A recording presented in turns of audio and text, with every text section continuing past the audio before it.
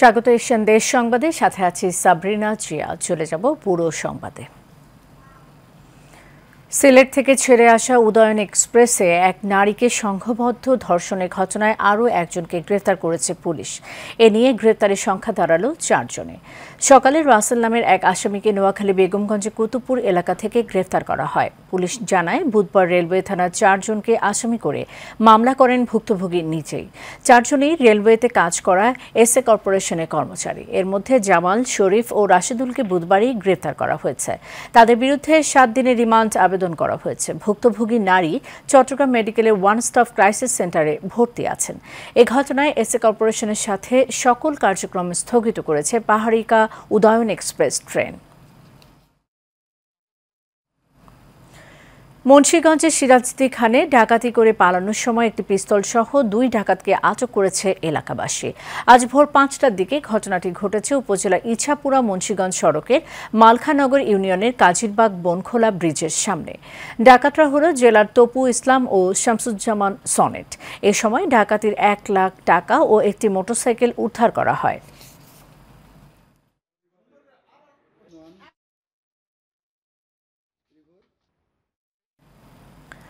পটুয়াখালীর মহিপুরে একটি বেসরকারি হাসপাতালে সনাতনী পদ্ধতিতে প্রসব করাতে গিয়ে আয়ার হাতে নবজাতকের মৃত্যুর অভিযোগ উঠেছে।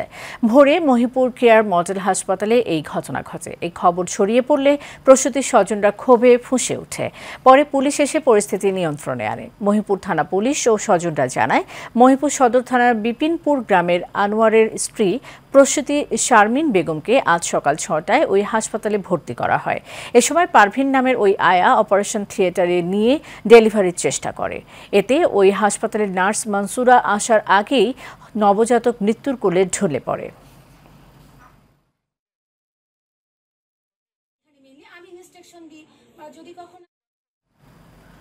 ছাগলকাণ্ডে ফেঁসে যাওয়া সরকারি কর্মকর্তা মতিউর রহমানের প্রথম স্ত্রী নরসিংদীর রায়পুরা উপজেলা পরিষদের চেয়ারম্যান লায়লা কানিজ লাকির নামে বেনামে রয়েছে অঢেল সম্পত্তি। নরসিংদীর মরজালে গড়েছেন দৃষ্টিনন্দন লায়লা কটেজ, ডুপ্লেক্স বাড়ি, লায়লা কানিজ লাকি সড়ক, লাকি ফাউন্ডেশন এবং ওয়ান্ডার পার্ক ও ইকো রিসোর্ট, যা নির্মাণে মাজারসহ স্থানীয়দের অনেকের জমি জোরপূর্বক দখলের অভিযোগ পাওয়া যাচ্ছে এখন। নরসিংদী প্রতিনিধি মোর্শেদ শাহরিয়ারকে সাথে নিয়ে আরও জানাচ্ছেন বাতেন বিপ্লব। ক্যামেরার চোখে দৃশ্যমান এই রাজকীয় বাড়িটি বাংলাদেশের আলোচিত ও সমালোচিত ব্যক্তি জাতীয় রাজস্ব বোর্ডের সাবেক সদস্য মোহাম্মদ মতিউর রহমানের প্রথম স্ত্রীর। একজন শিক্ষক থেকে এমপি হওয়ার স্বপ্ন নিয়ে যিনি এগিয়েছিলেন বহুদূর, কিন্তু ইফাদ নামের দুষ্টু ছেলের সরলতায় বেরিয়ে গেছে সব অন্ধকার অলিগলি। লায়লা কানিজ লাকি ঢাকার সরকারি তিতুমির কলেজের সহযোগী অধ্যাপক ছিলেন। শিক্ষকতা পেশা পরিবর্তন করে রাতারাতি রাজনীতিতে যোগ দিয়ে রাজনৈতিক নেতা বনে যান। প্রথমে রায়পুরা উপজেলা আওয়ামী লীগের সদস্য, পরে স্থানীয় সংসদ সদস্য রাজিউদ্দিন আহমেদ রাজু এমপির ঘনিষ্ঠ আস্থাভাজন হিসেবে পরিচিতি লাভ করেন। 2023 সালে নরসিংদীর রায়পুরা উপজেলা পরিষদের সাবেক চেয়ারম্যান আব্দুস সাদেকের মৃত্যুতে উপনির্বাচনে প্রভাবশালী স্বামীর অর্থের প্রভাবে বিনা প্রতিদ্বন্দ্বিতায় চেয়ারম্যান নির্বাচিত হন লায়লা কানিজ লাকি। এ বাড়ি সম্পর্কে স্থানীয়রা বলেন, আমি তো জানি ডক্টর মতিউর রহমান, তো তার শ্বশুর বাড়ি এই বোন নামে বেশি এটা প্রচারিত। আমার যে সম্পদটা উনি দখল করে রাখছে, আমি তো সাধারণ পাবলিক, আমার ন্যায্য অধিকার যেটা, এটা তো সরকার দেখ বা উনি নিজে দেখ, আমার অধিকারটা দেওয়া দরকার। ওই সাথে রাস্তায় ব্লক করতে হলে তারপরে আমি 2 ডিসিম জায়গা বেশি নে, ওইটা 10 লাখ টাকা দাম দিয়েছে আর কি, দাম ধরা ওর আমার 1 লাখ 2 লাখ করে 4 লাখ টাকা দিছে। এরপরে আর কোনো টাকা হতো না। মতিউর রহমানের স্ত্রী ও তার পরিবারের সদস্যদের নামে থাকা একের পর এক সম্পদের তথ্য বেরিয়ে আসছে। এখন পর্যন্ত তার 2 স্ত্রী, সন্তান, ভাই বোন সহ নিকটজনদের নামে 6 জেলায় জমি, ফ্ল্যাট, শিক্ষা প্রতিষ্ঠান, রিসোর্ট সহ নানা সম্পত্তির খোঁজ পাওয়া গেছে। এর বাইরেও পুঁজিবাজারে তার বিপুল বিনিয়োগ রয়েছে। বাতেন বিপ্লব, এশিয়ান টেলিভিশন, ঢাকা। কুমিল্লায় পূর্ব শত্রুতার জের ধরে মোহাম্মদ রুবেল হোসেনকে তার নিজ ব্যবসায়ী প্রতিষ্ঠান থেকে তুলে নিয়ে গিয়ে চক্রান্তমূলক মিথ্যা চুরির মামলায় আসামি করে গ্রেফতার করা হয়েছে বলে জানিয়েছেন ভুক্তভোগী রুবেলের পরিবার। তারা জানায়, বছর কয়েক পূর্বে রুবেল ব্যবসায়ী প্রতিষ্ঠানের পাশে একটি জায়গা ক্রয় করেন। সেই জায়গাটি আরও কয়েকজন ক্রয় করার জন্য চেষ্টা করেছিলেন। সেই জমি সংক্রান্ত বিষয়কে কেন্দ্র করে রুবেলকে বিভিন্ন সময় হুমকিও প্রদান করে যাচ্ছিলেন একটি প্রভাবশালী মহল। নেত্রকোনার কলমাকান্দায় অবৈধ পথে আসা 2,20,00,000 টাকার ভারতীয় চিনি জব্দ করেছে টাস্কফোর্স।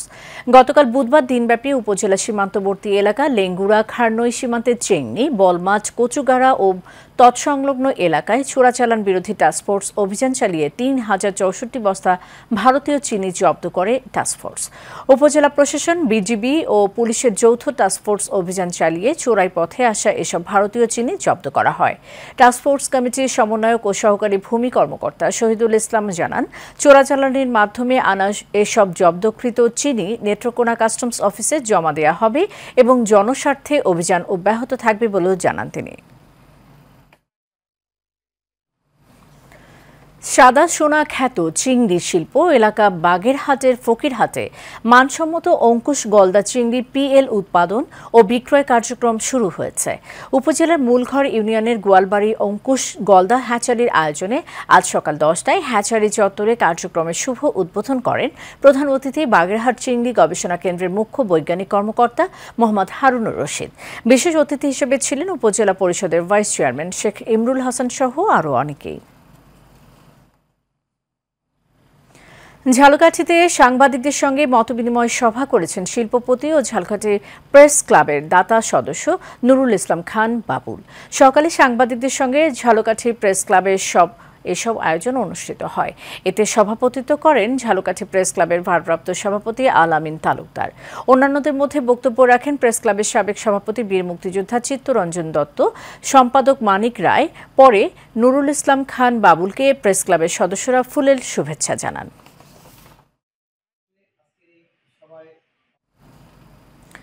মানিকগঞ্জের সিংগাইর উপজেলার পারিল ইউনিয়নে লোকমোটস ও ওয়েব ফাউন্ডেশনের আয়োজনে এক সমাবেশ অনুষ্ঠিত হয়েছে। অনুষ্ঠানে বক্তারা বলেন, লোকমোর্চা সমাজের সুবিধাবঞ্চিত মানুষের পক্ষে কাজ করে যাচ্ছে। নাগরিক সংগঠন লোকমোর্চা আগামীতে মানুষের সেবা প্রাপ্তিতে আরও বেশি কার্যকরী অগ্রণী ভূমিকা পালন করবে বলে আশা ব্যক্ত করেন। অনুষ্ঠানে লোকমোটস ও ওয়েব ফাউন্ডেশনের উপজেলা সমন্বয়কারী হাবিবুল ইসলামের সঞ্চালনায় প্রকল্প কর্মকর্তা নূরে আলমের সার্বিক তত্ত্বাবধানে সভাপতিত্ব করেন লোকমোটস ও ওয়েব ফাউন্ডেশনের সভাপতি হাজী আব্দুল বারেক খান। এ সময় আরও উপস্থিত ছিলেন সিংগার উপজেলার সকল ইউনিয়নের সভাপতি ও সাধারণ সম্পাদকগণ। ঢাকার দক্ষিণ কেরানীগঞ্জে বসুন্ধরা রিভারভিউ এলাকায় আবাসিক ভবনে অবৈধ গ্যাস সংযোগ বিচ্ছিন্ন করতে অভিযান চালিয়েছে তিতাস গ্যাস কর্তৃপক্ষ। সকালে তিতাস গ্যাস ঢাকা মেট্রো 2-এর ডিজিএম বিকাশ চন্দ্র সাহা ও ডিজিএম শহীদুল হকের নেতৃত্বে অভিযান চালিয়ে 44টি আবাসিক গ্যাস সংযোগ বিচ্ছিন্ন করা হয়।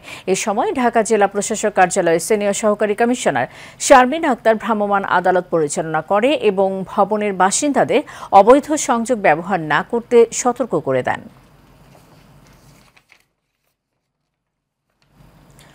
চট্টগ্রামে নিত্যপণ্যের দাম লাগামহীন। কোনো কারণ ছাড়াই বাড়ছে ব্রয়লার মুরগি, ভোজ্য তেল, পেঁয়াজ, রসুন, আলু, ডিম, মাছ ও মাংসের দাম। পাইকারি বাজারে ভোগ্যপণ্যের দাম কিছুটা সহনীয় হলেও খুচরা বাজারে অতিরিক্ত দাম আদায় করছেন তারা। নুরুদ্দিন খান সাগরকে সাথে নিয়ে সরওয়ার আমিন বাবুর রিপোর্টে বিস্তারিত জানাচ্ছেন শেখ ফাহিম। চট্টগ্রামে বাজার পরিস্থিতি টালমাটাল। দাম নিয়ে ক্রেতা বিক্রেতাদের মাঝে বাড়ছে অস্থিরতা।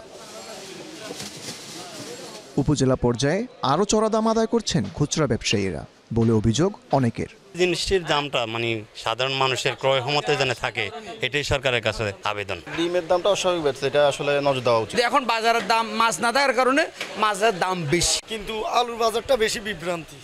আলু আমরা কিনতে যাচ্ছি, ওইখানেও দাম বাড়তি, খোলা বাজারও দাম বাড়তি। সমুদ্র বন্ধ হওয়ার কারণে মাছ কমই আসতেছে এবং মাছের দামটা একটু বেশি। কাস্টমার আসতো যারা নিত 50টা, এরা নিচ্ছে এখন 20টা, যারা নিত 1 ডজন তারা নিচ্ছে 6টা।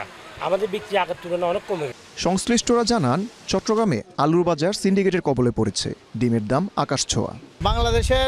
বাংলাদেশের আমরা যাদের থেকে যে পার্টিদের থেকে আলু নিই, ধরেন আমরা যদি 49 টাকা বস্তা নিয়ে আমরা খুচরা বাজারে 50-52 টাকা বেচতে আমাদের কিছু থাকে না, তারপরেও বিক্রি করতে হয় জনসাধারণের স্বার্থে।